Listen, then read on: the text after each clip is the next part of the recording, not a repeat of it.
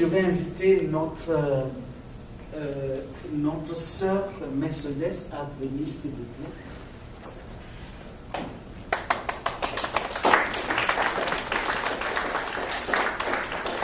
Nous allons prier pour notre sœur Mercedes qui s'en va à Montréal, principalement à Dorval, c'est ça, pour un stage chez Bombardier. C'est dans le cadre de sa formation. C'est une belle porte que Dieu lui a ouverte. Alors nous allons la recommander à la grâce du Seigneur. Peut-être vous allez vous demander, mais elle s'en va, pourquoi prier? Oui, prions sans cesse. Amen. Soyons pauvres en esprit. Soyons ceux qui éprouvent constamment le besoin de la grâce, le besoin de Dieu. Tendons nos mains vers elle et prions. Seigneur, ta princesse, celle que tu as aimée avant la fondation du monde, avant qu'elle soit née, que tu connaissais et que tu as destinée à ta gloire, à tes bénédictions, Seigneur, tu lui as ouvert la porte à Montréal, à Dorval. C'est toi qui marches devant elle et tu es avec elle. Nous la recommandons à ta grâce, demandant ta protection, Seigneur, ta couverture d'une manière spéciale et que tu veilles sur elle comme la prunelle de tes yeux. Que tu disposes les cœurs non seulement des responsables de son stage en sa faveur, tu disposes le cœur de tout le monde en sa faveur et Seigneur, que toi-même tu la formes et que tu fasses d'elle la tête et non la queue. Qu'elle porte ta lumière, qu'elle soit ton parfum qui contamine, ta lumière qui éclaire, ton sel qui crée la soif de toi, ton amour qui amène les cœurs vers toi, à ta source. Que ton Esprit Saint la remplisse, et qu'elle soit un canal, une source de grande bénédiction pour plusieurs. Que son stage soit couronné de bénédiction et de succès. Sois avec elle, apaise Yélis, Seigneur, comme maman, quelle est l'assurance que tu prends soin de sa fille et surtout de ta fille. Au nom de Jésus, et le peuple de Dieu dit Amen. Amen. Et Amen.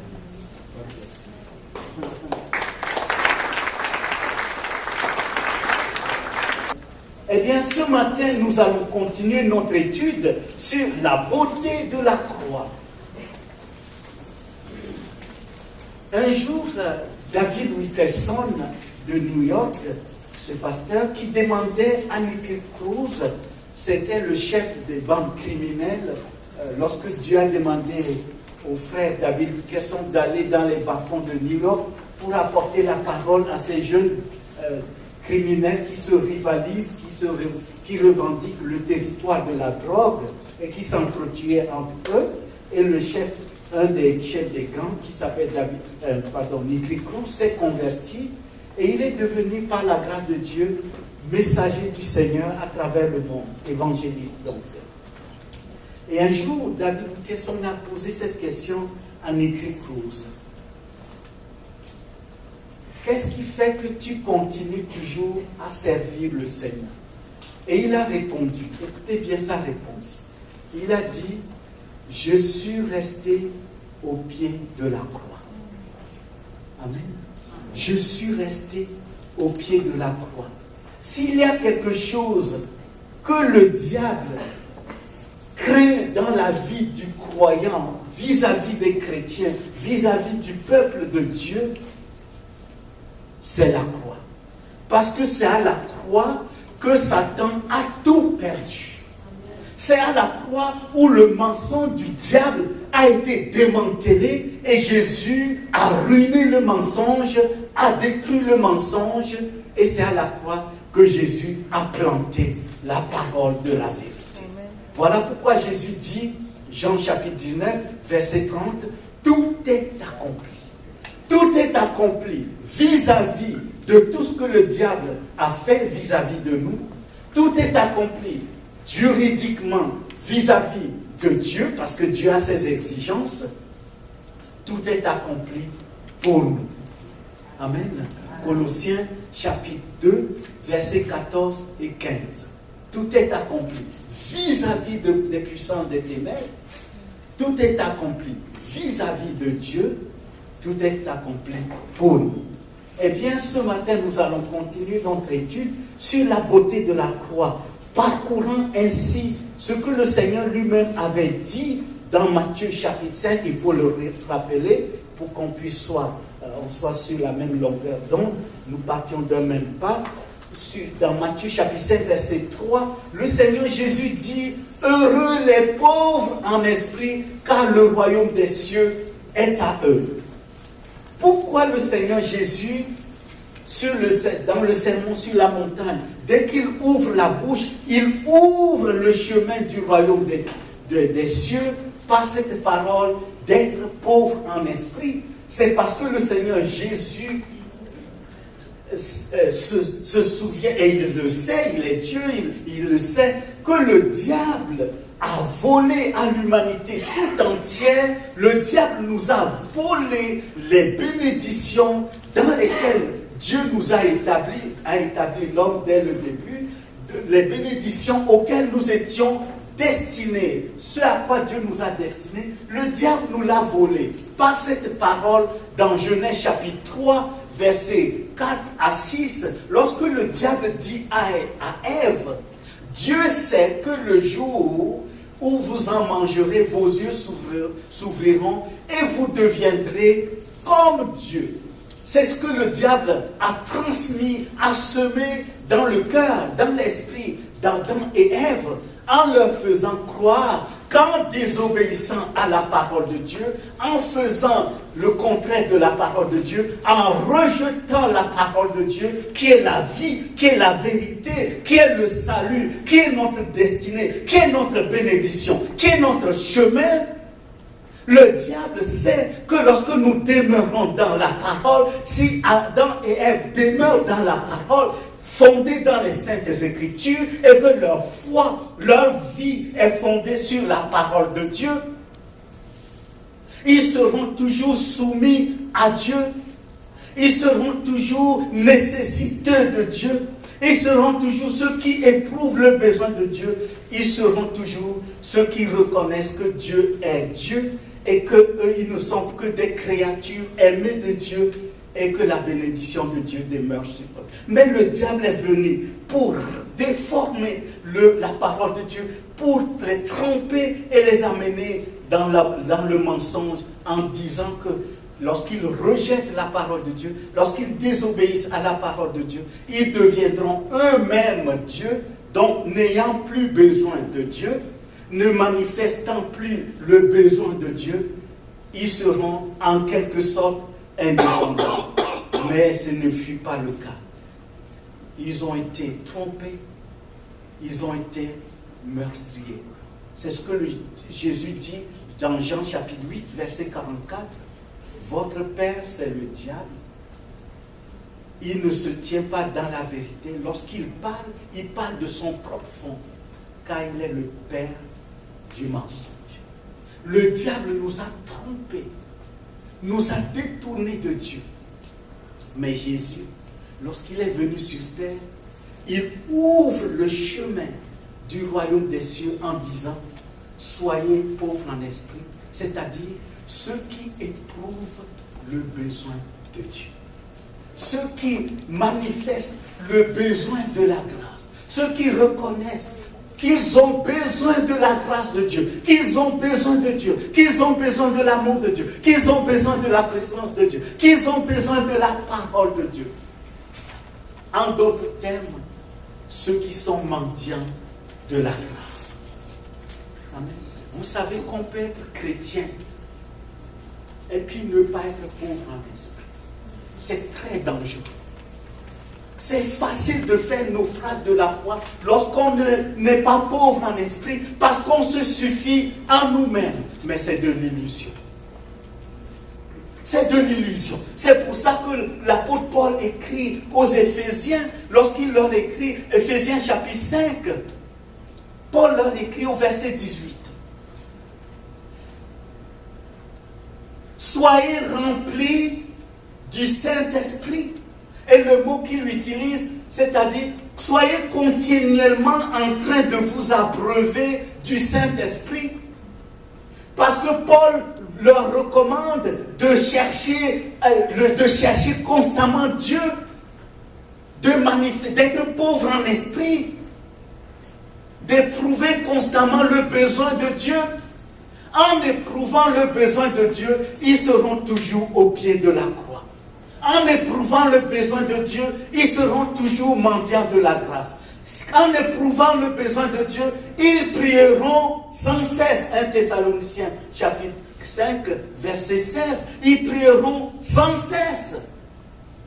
Ainsi, l'épreuve, toute épreuve que nous vivons, prend son vrai sens. Raison pour laquelle l'apôtre Paul, quand il écrit aux chrétiens de Thessalonique, au chapitre 5, verset 16, il dit priez sans cesse. Verset 17, il dit soyez toujours joyeux, excusez-moi, 1 Thessaloniciens 5, 16, soyez toujours joyeux. Verset 17, priez sans cesse. Verset 18, rendez grâce au Seigneur en toutes choses, même quand tout va mal. Pourquoi? Parce que lorsque nous traversons des épreuves, des temps difficiles, c'est le moyen que Dieu utilise, connaissant le cœur de l'homme, que Dieu utilise pour nous rendre pauvres en esprit, c'est-à-dire que nous soyons toujours nécessités de sa grâce. Alors, l'épreuve, c'est ce que Paul voulait dire aux chrétiens de Thessalonique, parce que c'est un contexte où il y avait la persécution. Il y avait la persécution, les gens étaient jetés en prison, et quand on parle de persécution, c'est de la persécution à outrance. Lisez Hébreux chapitre 11. Les gens étaient même sciés, coupés en deux, mais ils éprouvaient la joie. Pourquoi?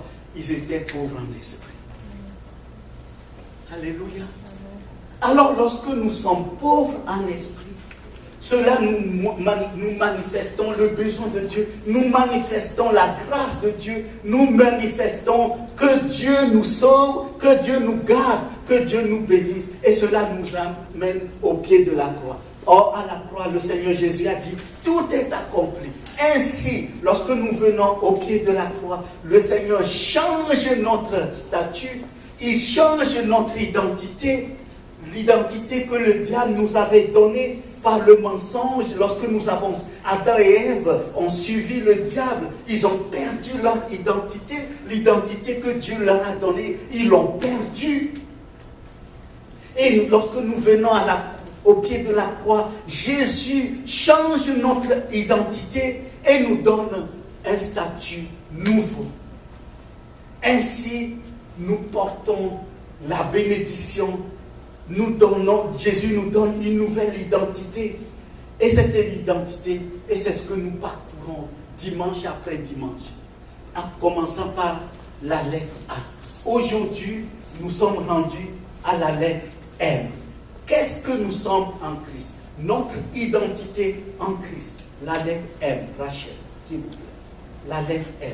Qu'est-ce que nous sommes en Christ par rapport à l'alphabet, la lettre M? En Christ, nous sommes la maison, je dirais même la maison rêvée de Dieu. Pourquoi? Parce que dans 2 Samuel chapitre 7, le roi David, on l'a vu dimanche passé, qui aime Dieu. Lui, Dieu l'a béni, Dieu l'a élevé de la campagne, il l'a amené à la gloire et lui a donné un palais somptueux à Jérusalem. Alors David pense, il dit, comment moi Dieu m'a fait grâce et je suis dans un palais royal et l'arche de l'Éternel est sous une tente. Ce n'est pas possible. C'est alors que David, qui aime Dieu, rêve de bâtir un palais pour Dieu, une maison de gloire pour Dieu. Mais Dieu va répondre à David en lui disant, ce n'est pas toi qui vas bâtir une maison pour moi, c'est moi qui va bâtir une maison pour toi. Ta postérité, Et la postérité de David, du roi David, c'est le Christ. Si vous lisez bien, le texte au complet dit ton trône, ta postérité qui va régner sur ton trône n'aura jamais de fin. Alors, le Christ, notre Seigneur, le fils de David, va venir et va accomplir ce que Dieu a dit au roi David en lui disant, c'est moi qui bâtirai une maison pour toi, ta postérité va bâtir une maison pour ma gloire. Et c'est la postérité de David, c'est le Christ, notre Seigneur, qui va bâtir ce palais somptueux, cette maison de gloire, avec quoi le Christ, mon Seigneur, va bâtir le palais somptueux, la maison glorieuse que Dieu a rêvé, a promise au roi David. C'est avec l'œuvre de la croix.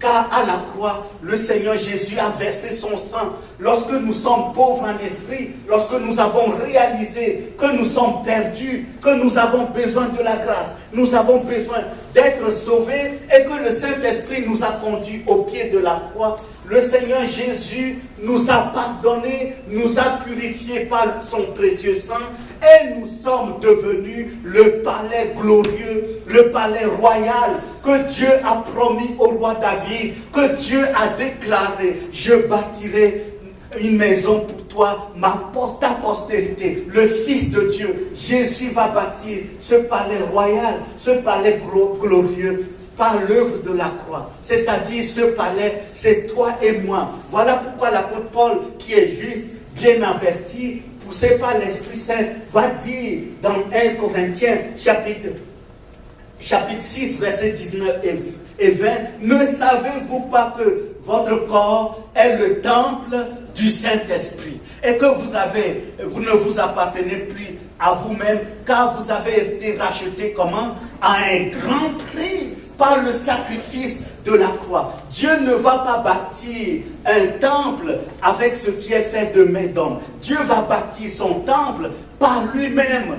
Et ce qui peut faire le moyen que Dieu a utilisé à cause de la valeur inestimable de ce temple, à cause de la gloire de ce temple, à cause de la marque, l'importance de cette maison si précieuse aux yeux de Dieu, Dieu va utiliser le moyen par excellence, le moyen qui n'a pas de prix à cause de notre valeur que nous avons, ce palais qui est si glorieux aux yeux de Dieu. Dieu va utiliser lui-même son propre Fils. Savez-vous que vous êtes le temple glorieux de Dieu? Vous êtes le palais rêvé de Dieu. Alors glorifions le Seigneur. Amen. Amen. Être pauvre en esprit, c'est être riche. Regardez ce que nous sommes. La maison de Dieu. Moïse nous envierait. Aaron nous envierait. Pourquoi? Parce que Moïse, pour parler à Dieu, pour prier, il doit aller par invitation, sur l'invitation de Dieu. De deux, Moïse doit aller sous une tente, faite de main d'homme, dans le désert.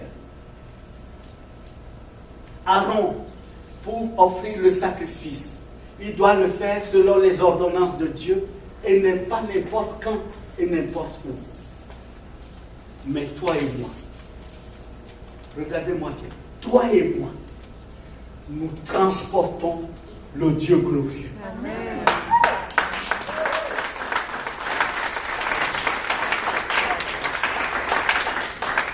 Toi et moi, lorsque nous sommes dans les pommiers, nous pouvons parler à Dieu. Il est ici. Hein? Il vit en toi. Tu es son habitation. Le palais rêvé de Dieu.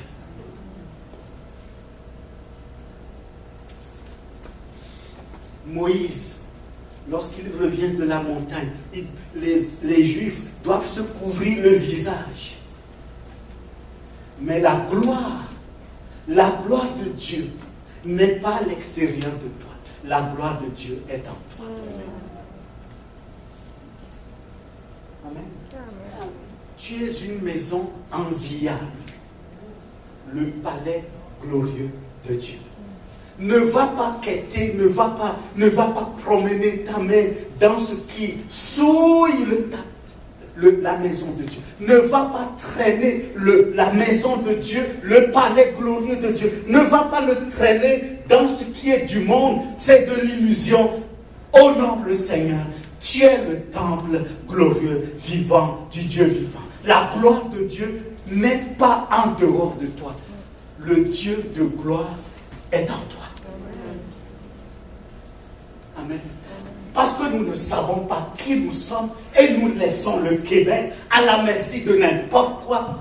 Mais bien aimé, ne me laissez pas me fâcher. Ne me laissez pas. Oui, il y a la sainte colère. Est-ce que vous le savez? Il y a la sainte colère. Il y a des choses que je ne peux pas supporter parce que j'aime Dieu. Notre Dieu mérite d'être honoré au Québec. Amen. La semaine dernière, je vous ai raconté, il y avait le festival de tradition du monde. J'étais venu ici c'était pour prendre quelque chose.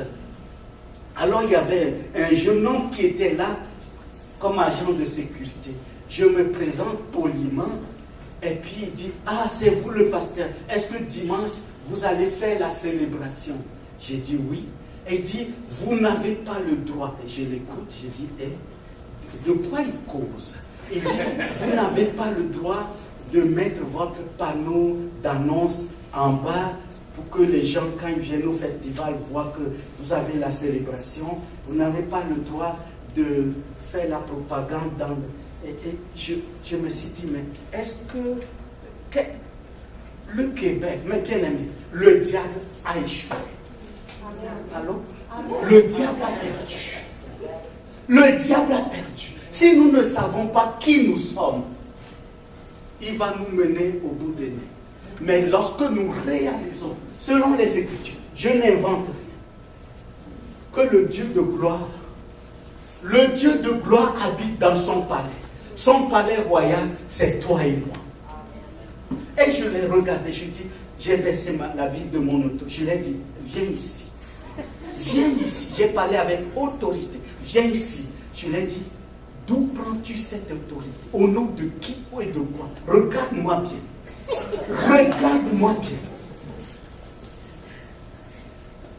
Il s'est enfui. Il s'est enfui. Dimanche passé, que s'est-il passé? Demandez à les personnes qui étaient à l'accueil, Jacqueline, le nombre de Nouveaux Testaments qu'on a donné aux gens. Le Seigneur lui-même les a menés ici. Il y en a même un monsieur qui nous a vus. Il est allé chercher sa femme et ses enfants pour s'asseoir là, pour écouter la parole de Dieu. Alléluia.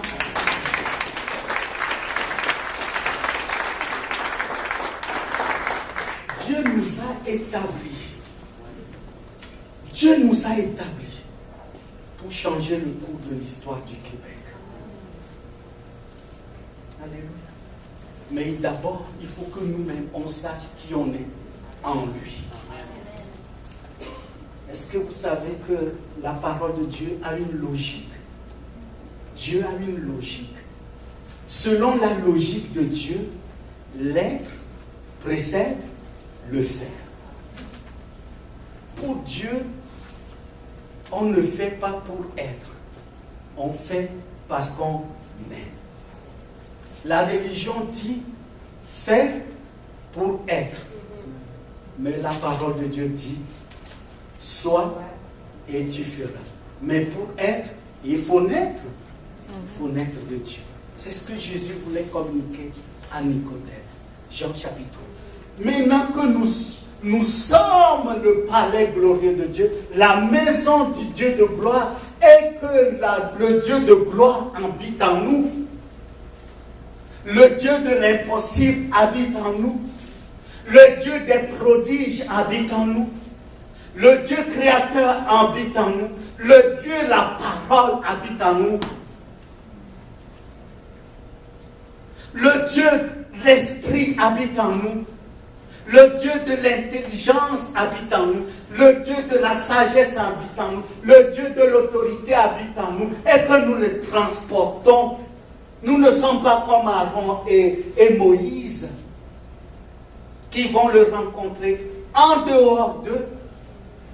mais nous l'avons en nous, en tout temps et en tout lieu.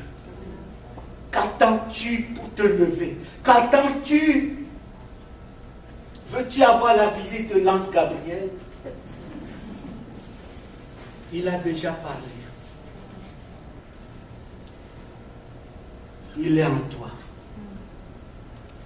Amen. Pourquoi tu te sous-estimes-tu? Il est en toi. Pourquoi regarde le monde t'intimider? Il est en toi.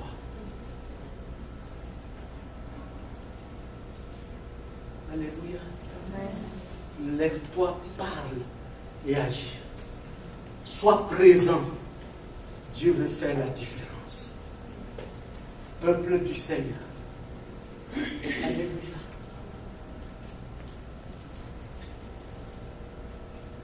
La maison de Dieu. Non seulement en Christ, nous sommes la maison de Dieu. Donne les références à Rachel, s'il te plaît. Non seulement nous sommes la maison de Dieu, mais Christ l'est comme fils sur sa maison. Et sa maison, c'est nous. Pourvu que nous retenions jusqu'à la fin la ferme confiance et l'espérance dont nous nous glorifions. 1 Timothée chapitre 3 verset 15.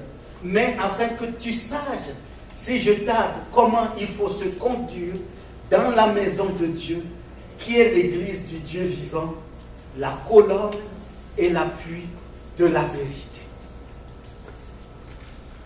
Pensez-vous que le Seigneur va laisser sa maison à la merci de quelque loi, quoi que ce soit? Non!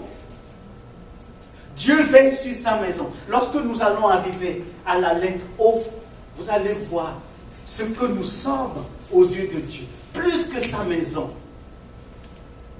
Continuons. Non seulement nous sommes la maison de Dieu, le Seigneur est allé plus loin. Nous sommes membres du corps de Christ. Membres. En Christ, nous sommes membres de son corps.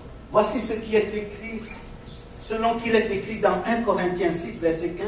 Ne savez-vous pas que vos corps sont des membres de Christ? Prendrai-je donc les membres de Christ pour en faire les membres d'une prostituée? Si chacun de nous, si nous sommes membres du corps de Christ, et que le Christ est glorieux, et que le Christ est le roi des rois, le Christ est la lumière, le Christ est la bénédiction, il doit y avoir une différence. Il doit y avoir une différence là où nous sommes. Lorsque l'apôtre Paul mettait les chrétiens en prison à Jérusalem, l'église de Jérusalem, peut-être lorsque nous lisons Actes chapitre 2, nous nous impressionnons, nous pensons que c'est une église parfaite. Non, laissez-moi vous dire, selon les Écritures, dans l'église de Jérusalem, il y avait de l'injustice, il y avait de l'hypocrisie. Je n'invente rien. Galates chapitre 1, Pierre, l'apôtre Pierre, qui est l'une des grandes figures de l'église de Jérusalem. Comment il se comportait? Galates chapitre 1. Paul l'a réprimandé devant les gens. Pourquoi? Parce que Pierre était hypocrite. Quand Paul n'est pas là, il mange avec les païens. Et puis quand tout d'un coup, Paul arrive, tout d'un coup, il fait semblant de ne même pas les connaître. C'est de l'hypocrisie, c'est un double jeu, c'est avoir un double visage. Mais Dieu n'est pas oui et non, il est oui. Non seulement Pierre faisait ça, il entraînait même Barnabas. Or, Barnabas, c'est une grande figure de sagesse. J'ouvre la parenthèse en vous disant que Barnabas, c'est lui, un homme très respecté dans l'église primitive. très respecté par les apôtres. C'est le fils d'exhortation et de sagesse, nous disent les Saintes Écritures, au sujet de Barnabas. Barnabas, c'est lui, vu que les gens ont beaucoup confiance, beaucoup de respect pour lui, c'est lui qui a pris l'apôtre Paul sous ses ailes. Voilà pourquoi dans Actes chapitre 13, les apôtres peuvent accepter Paul, parce que tout le monde le fuyait pensant qu'il faisait un double jeu pour pouvoir les mettre en prison lorsqu'il s'est converti. Mais parce que c'est Barnabas qui l'a pris sous ses ailes et qui l'a introduit aux apôtres, l'a introduit à l'église d'Antioche. Les gens avaient confiance en Barnabas, respectaient beaucoup de Barnabas. C'est pour ça que l'église a pu accepter l'apôtre Paul. Et c'est par la suite que le Saint-Esprit va dire, à chapitre 13, mettez-moi à part Saul et Barnabas pour laquelle je les ai appelés. Alors Barnabas, qui est très respecté, homme de sagesse, d'exhortation, va suivre même Pierre dans cette hypocrisie. Non seulement à l'église d'Antioche, de Jérusalem, il y avait l'hypocrisie, c'est pour vous montrer qu'il n'y a pas d'église parfaite. Il y avait de l'injustice. Actes chapitre 6. Pourquoi les diacres ont été établis? Il y avait de l'injustice et il y avait de la discrimination. Parce que quand ils préparaient à manger, c'était la communion fraternelle, les veuves des Hellénites, qui étaient des Juifs de la diaspora, qui étaient en dehors d'Israël, qu'elles n'avaient pas le droit de manger. Imaginez-vous, on fait le michoui ici, et puis on discrimine, quelques-uns disent, nous on mange et vous ne mangez pas. Comment vous allez vous sentir? C'était ce qui se passait. Même dans le fait que l'Église était imparfaite, l'Église, c'est-à-dire chaque membre, chaque personne qui compose cette Église, forme le membre du corps de Christ. C'est pour ça que lorsque Paul se mettait en route encore pour aller mettre les chrétiens en prison dans Actes chapitre 9, le Seigneur va dire ceci, Actes chapitre 9, versets 4 et 5. Il dit, Saul, Saul, pourquoi me persécutes-tu? En s'en prenant à son corps, en touchant l'Église, en touchant le peuple de Dieu, nous touchons, Paul touchait le Christ lui-même, il s'identifie à son corps. Mais bien aimés, nous sommes les membres du corps de Christ. Membres du corps de Christ. Ce qui veut dire que chaque membre est utile. Chaque membre a sa raison d'être. Est-ce que vous savez que vous avez votre raison d'être? Vous n'êtes pas chrétien simplement parce qu'il a plu à Dieu de vous sauver. Gloire à Dieu. Mais vous êtes plus que ça. Vous êtes membre de son corps. Ce qui vous arrive le concerne. Si vous êtes en chômage, ne pensez pas que le Seigneur est en train de jouer au golf et puis après quand il va revenir, il va penser à vous. Vous êtes membre de son corps. Si ce que vous vivez le concerne. Amen. Tout ce que vous vivez le concerne. Vous êtes précieux. Maison de Dieu, membre du corps de Christ. Quoi de plus beau? Quoi de plus noble? Est-ce que vous savez que les anges nous envient? Est-ce que vous savez que les prophètes qui ont même prophétisé la venue de Christ, qui ont prophétisé notre salut, qui ont prophétisé qu'un jour vous serez la maison de Dieu, vous serez membre du corps de Christ. Est-ce que vous savez qu'ils vous ont envié avant l'heure? Je n'invente rien. 1 Pierre chapitre 1, versets 10 à 11. Car les prophètes qui ont prophétisé au sujet, et puis les anges ont voulu y plonger leur regard. Mais qu'est-ce que Dieu a répondu aux prophètes? Ce n'était pas pour eux, mais c'était pour Madame Roi. Ce n'était pas pour eux, c'est pour mon petit gars Daniel. Ce n'était pas pour eux, c'était pour mon prince, mon frère Francis. C'était pour vous et moi. Alléluia. Marianne et Lee, lorsque vous étiez en Colombie, le Seigneur a déjà planifié que vous êtes membre de son corps. Amen. Alors, pas de regard inquiet. Promenez pas de regard inquiet. Ce que vous vivez touche le cœur du Seigneur. Il est sensible. La sensibilité, c'est le propre du Saint-Esprit. C'est le propre de Dieu. C'est pour ça que l'apôtre Paul dit, n'attristez pas le Saint-Esprit. Le Seigneur est très sensible à son manque.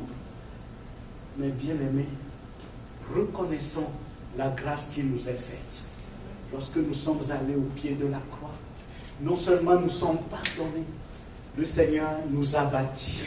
Il nous a bâtis sur lui-même. Le pétrin, le roc. Il est notre bâtisseur. Il est notre habitant. C'est lui qui habite en nous. Nous sommes sa maison. Nous sommes membres de son corps. Non seulement nous sommes membres de son corps, il va plus loin dans sa grâce. Qu'est-ce que le Seigneur va faire de nous? Il va faire de nous.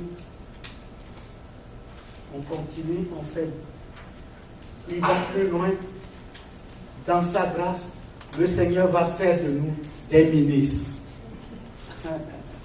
J'aime beaucoup ce mot. Souvent, lorsqu'on dit, ah, il est ministre des Finances. Waouh! Surtout en Afrique, on pense qu'il est presque Dieu. C'est lui le ministre des Finances. Waouh! Oh, si j'étais son fils, il pourrait m'arranger quelque chose.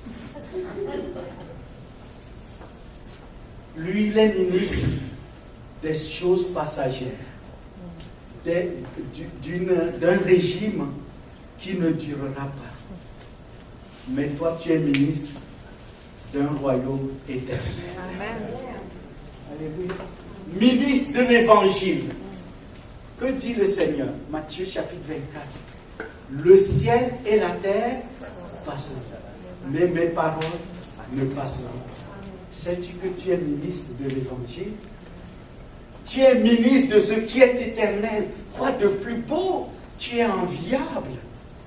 Va dire au ministre du Cameroun, Papa Nicolas, que tu es ministre. C'est vrai. Ministre de ce qui est éternel. Il courra après toi et tu diras, crois au Seigneur Jésus, tu seras sauvé. Amen. Toi et ta famille. Alléluia. Nous sommes ministres. Le mot ministre vient du grec qui veut dire tout simplement serviteur. Dans le monde, voilà pourquoi l'apôtre Jean dit, n'aimez pas le monde. Le monde a sa pensée, mais le Christ a sa pensée. Le royaume de Dieu a ses côtes, le monde a aussi ses côtes. Selon le monde, être ministre, c'est avoir des doulos. En grec, c'est esclave. Hein? À l'époque, selon le monde, par exemple, le Sénat de Rome avait des ministres, avait des ambassadeurs. Quand il nomme un ministre ou un ambassadeur, il obtient une position qui peut acquérir librement, comme il veut, n'importe quel nombre d'esclaves, de doulos. Mais le Seigneur Jésus, en nous établissant ministres, il nous établit ministres selon son royaume. Et être ministre selon le royaume de Dieu, c'est se dépouiller et s'enrichir en Christ. Se dépouiller des choses de ce monde, de la vaine gloire, des choses passagères, afin d'être riche en Christ. Or, être riche en Christ, c'est avoir tout. Est-ce que vous le savez? Abraham était riche en Dieu. Son cœur était riche en Dieu. Voilà pourquoi lorsque Dieu l'a béni, lui a donné toutes les bénédictions, les richesses terrestres, il est demeuré auprès de Dieu. Voilà pourquoi lui, il s'est établi à Bethel, la maison de Dieu. Genèse chapitre 12, Genèse chapitre 13. Mais l'autre était riche selon le monde. Il s'est établi dans les plaines du Jourdain où il y avait Sodome et Gomorrhe. Ministre du Christ, ministre de l'Évangile. Voici ce que l'apôtre Paul dit, Romains 15, verset 16, afin d'être ministre de Jésus-Christ parmi les païens, m'acquittant du divin service de l'Évangile de Dieu, afin que les païens lui soient une offrande agréable, étant sanctifiés étant sanctifié, sanctifié par l'Esprit Saint. Mais bien aimé, quoi de plus glorieux d'être ministre de l'Évangile en annonçant l'Évangile au peuple, aux gens. Les gens viennent à Christ. Nous sommes riches en Christ pour ce que nous sommes et dans ce que nous faisons. Puisque quand nous annonçons l'Évangile, nous faisons ce que le Seigneur nous demande.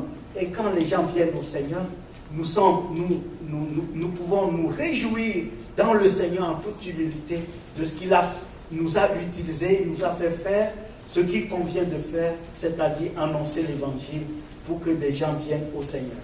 Il nous a aussi, selon 2 Corinthiens chapitre 3, verset 6, il nous a aussi rendus capables d'être ministres d'une nouvelle alliance, non de la lettre, mais de l'esprit, car la lettre tue, mais l'esprit vivifie. 2 Corinthiens chapitre 6, verset 4, mais nous nous rendons à tous égards recommandables comme serviteurs de Dieu par beaucoup de patience dans les tribulations, dans les calamités, dans les détresses.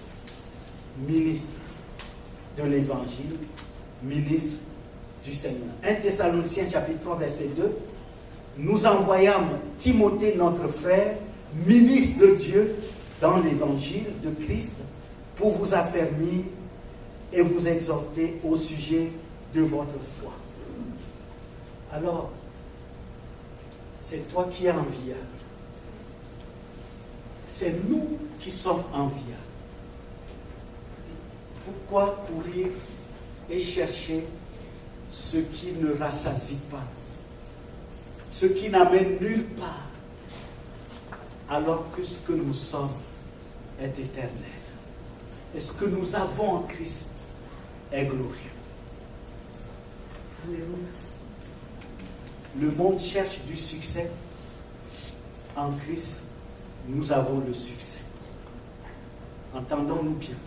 Notre succès, c'est que Christ nous a saisis. Notre succès, c'est que Christ a gagné. Il a gagné à la croix. Il a triomphé de l'ennemi. Notre bénédiction, c'est le Christ. Non seulement nous sommes ministres, le Seigneur va plus loin dans sa grâce. Nous sommes merveilleux. Est-ce que tu sais que tu es merveilleux? D'habitude, nous chantons « Ah, Dieu est merveilleux ». La grâce de Dieu t'a rendu merveilleux. C'est le roi David qui dit ceci. Psaume 139, verset 14. « Je te loue de ce que je suis une créature si merveilleuse. Tes œuvres sont admirables et mon âme le reconnaît bien. » David dit, je suis une créature merveilleuse. Les œuvres de Dieu sont admirables. Merci Seigneur. Mais que dit l'apôtre Paul? 2 Corinthiens chapitre 5, verset 17. Si quelqu'un est en Christ, il est une nouvelle créature. Les choses anciennes sont passées. Voici, toutes choses sont devenues nouvelles. Lorsque le Saint-Esprit nous amène au pied de la croix, Jésus nous donne un nouveau départ. En deçà de la croix, nous étions perdus. En deçà de la croix, nous étions déformés. En deçà de la croix, le diable, le péché nous a déformés. Mais lorsque nous venons au pied de la croix, le Saint-Esprit nous régénère et le Seigneur fait de nous une nouvelle créature. Donc, au-delà de la croix, de l'autre côté de la croix, à partir de la croix, nous sommes de nouvelles créatures. Lorsque David dit qu'il est une créature merveilleuse, et pourtant David dit dans le psaume 51, si vous lisez bien tout le chapitre du psaume 51, David dit, c'est dans le péché que j'ai été conçu et je suis né dans le péché. Donc David, même marqué par le péché, il dit qu'il est une créature merveilleuse. Dieu nous a créés glorieuses, nous a créés merveilleuses. Mais nous avons été marqués par le péché. Le péché nous a ciblés et les puissants des ténèbres nous ont marqués par leur sceau. Voilà pourquoi l'apôtre Paul dit aux Éphésiens, au chapitre 2, Éphésiens chapitre 2, versets 1 à 3, il dit, nous marchions selon la puissance de l'air. Avant d'aller au pied de la croix, nous étions dirigés par les puissants des ténèbres. Nous étions sous leur domination. Ils nous ont marqués, nous avons leur citoyenneté du royaume des ténèbres. Mais lorsque nous venons à Christ, le Seigneur fait de nous une nouvelle créature. Quelle créature si glorieuse que nous sommes. Si David dit qu'il est une créature merveilleuse alors qu'il est né dans le péché, imaginez-vous, maintenant ayant une nouvelle identité en Christ, où nos péchés sont lavés, où nous sommes de nouvelles créatures, faites à l'image de Dieu, selon le cœur de Dieu, des âmes rachetées à un grand prix, et que le temple de Dieu, nous sommes le temple de Dieu, l'Esprit de Dieu habite en nous, nous portons Dieu avec toute sa gloire partout où nous allons. Combien nous sommes des créatures merveilleuses. Nous le sommes plus glorieuses, nous le sommes plus davantage, nous le sommes par excellence, créatures merveilleuses. Puisque tu es une créature merveilleuse, tu es précieux aux yeux de Dieu. Amen. Tu es précieux aux yeux de Dieu. Jésus t'a racheté à un grand prix. Nouvelle créature merveilleuse. Que le Seigneur nous aide par son esprit à demeurer dans sa parole en reconnaissant que nous sommes des créatures merveilleuses aux yeux de Dieu. Non seulement nous sommes merveilleux, c'est la lettre N. Nous sommes une nation sainte. Le mot qui est utilisé en grec, nation, lorsque Jésus dit dans Matthieu 28, versets 16 à 20, quand il dit « Allez, faites de toutes les nations des disciples », il utilise le mot « ethnos ». Ethnos veut dire ethnie ou bien tribu. En Colombie, Maria, si je comprends bien, vous avez des tribus en Amazonie. Il y a des tribus, c'est ça? Oui, en Amazonie. En Afrique, on a plusieurs tribus. Il y a beaucoup de tribus. Dans un pays, on peut avoir une quarantaine, même plus, selon la grandeur du pays. Et chaque tribu a ses coutumes. Les liens qui unissent chaque tribu sont des liens très forts. Les gens se réclament de leur tribu. Alors quand le Seigneur Jésus dit « Faites de toutes les nations des disciples », faites de toutes les tribus, de toutes les ethnies, des disciples. Le Seigneur Jésus lui-même va s'arranger et va agir par son esprit pour faire de nous, en tant que peuple du Seigneur, en tant que rachetés du Seigneur, des ethnos, c'est-à-dire une ethnie, ou bien des ethnies, mais nous ne formons qu'une seule ethnie composée de plusieurs ethnies. C'est pour ça que l'apôtre Jean, qui est très juif et qui est centré sur son peuple, qui ne supporte pas d'autres peuples, d'autres ethnies, qui considère seulement l'ethnie juive, le Seigneur va l'amener sur l'île de Patmos pour l'amener dans son laboratoire. Et dans son laboratoire, le Seigneur va révéler à l'apôtre Jean l'ethnie du Christ. Apocalypse chapitre 7, versets 9 à 17. Après cela, dit Jean. Pourquoi après? Parce que les versets 1 à 8, c'était la tribu d'Israël, les 12 tribus d'Israël. Après cela, dit Jean, c'est le Seigneur qui lui révèle ça. Je vis les gens de toutes nations, de tout peuple, de toutes les tribus, de toutes les langues. Mais ils ne formaient qu'un seul peuple, qu'une seule ethnie, la nation sainte. Et c'est de cette nation que l'apôtre Pierre nous parle en disant ceci. Vous, au contraire, Vous êtes une race élue, un sacerdoce royal, une nation sainte, un peuple acquis, afin que vous annonciez les vertus de celui qui vous a appelé des ténèbres à son admirable lumière. Alors quand tu vois ton frère, ta soeur dans la foi, reconnais que vous êtes de la même ethnie, ethnos. Amen. Nous n'avons pas à nous battre les uns contre les autres. Nous sommes de la même tribu. Amen. Nous sommes de la même ethnie. Amen. Et notre royaume est aux cieux. Notre chef, c'est Jésus. Notre conducteur, c'est le Saint-Esprit. Celui qui nous accueille, c'est le Père. Nous avons un même papa. Dans tous les cas, ce que je sais, c'est que les gens de la même tribu font attention les uns aux autres. Pourquoi? Ils cherchent l'intérêt des uns des autres. Que le Seigneur nous aide par son esprit à réaliser ce que nous sommes en Christ. La semaine prochaine, nous allons voir la lettre O. Et pour vous donner un avant-goût, permettez-moi de commencer par le statut que Jésus nous a donné d'après la lettre O. Regardez ce que nous sommes d'après la lettre O, loin de Dieu. En Israël, je peux donner l'introduction, mais on continue la semaine prochaine. En Israël, il y a quatre sortes d'onction. L'onction, c'est l'application de l'huile sur une personne. Chez les Juifs, il y a 4 sortes d'onction. Il y a ce qu'on appelle l'onction de courtoisie.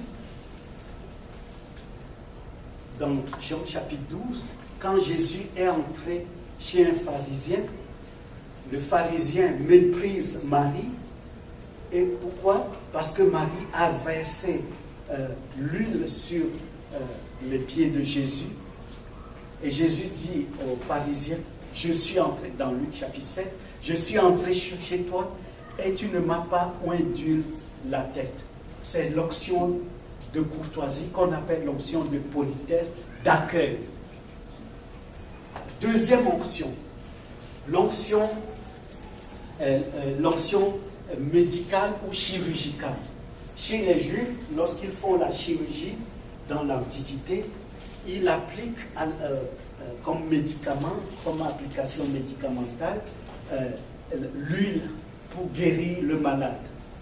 C'est ça que le Seigneur prend et nous dit, selon Jacques, de faire l'onction d'huile. Parce que c'est un Juif qui parle, il sait de quoi il parle. Troisième onction, la troisième onction, c'est l'onction sacrificielle, ou bien, non pas sacrificielle, mais c'est l'onction l'onction sacrée. Voilà. L'onction sacrée, qu'on appelle aussi l'onction officielle. Cette onction officielle est appliquée sur les prophètes, non seulement sur les prophètes, sur les sacrificateurs, non seulement sur les sacrificateurs, sur les rois. Je donne un exemple. 1 Samuel chapitre 16, Dieu dit à Samuel, au prophète Samuel, d'aller oindre d'huile David. Il a oint d'huile parce que David est nommé roi par Dieu. Donc ça c'est l'onction officielle qu'on appelle aussi l'onction sacrée. Donc nous avons les prophètes, les sacrificateurs et puis les rois. Mais le Christ, notre Seigneur, cumule les trois onctions. Jésus a 3 offices, ce qu'on appelle l'office sacerdotal, il est le souverain sacrificateur, Jean chapitre 17, C'est la prière sacerdotale du Christ. Il a l'onction prophétique.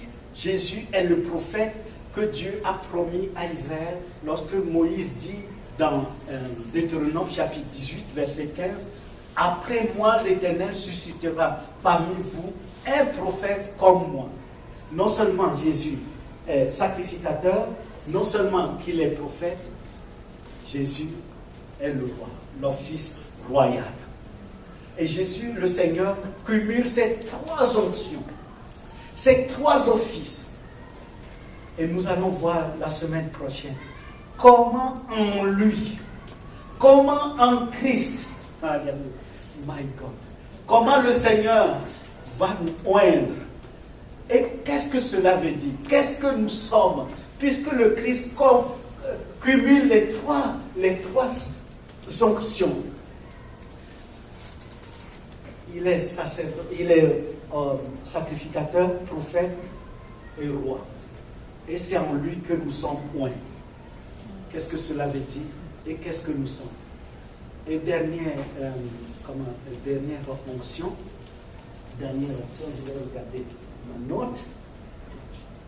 Dernière onction.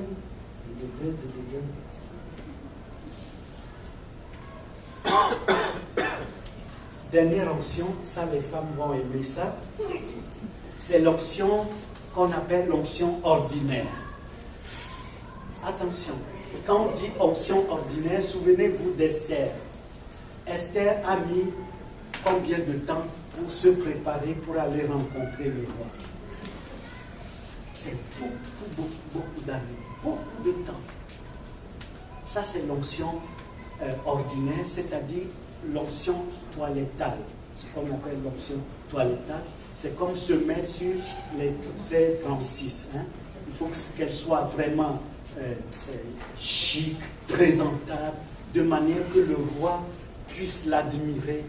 Et c'est cette onction que Esther va avoir en prenant le temps. Donc chez les Juifs, quand on dit onction ordinaire, c'est ordinaire dans le sens que c'est ce que les femmes font pour se faire belles, pour être présentables, avoir un parfum d'agréable odeur. Mais cela a un sens quand nous allons voir la semaine prochaine les trois offices, les trois options que le Christ cumule et comment nous sommes oints en lui. Cela va nous amener à la lettre P, le parfum de Christ. Que le Seigneur nous bénisse. Vous êtes oints, vous êtes maison, vous êtes merveilleux, vous êtes ethnos, vous êtes tout. Que Dieu vous bénisse. Amen.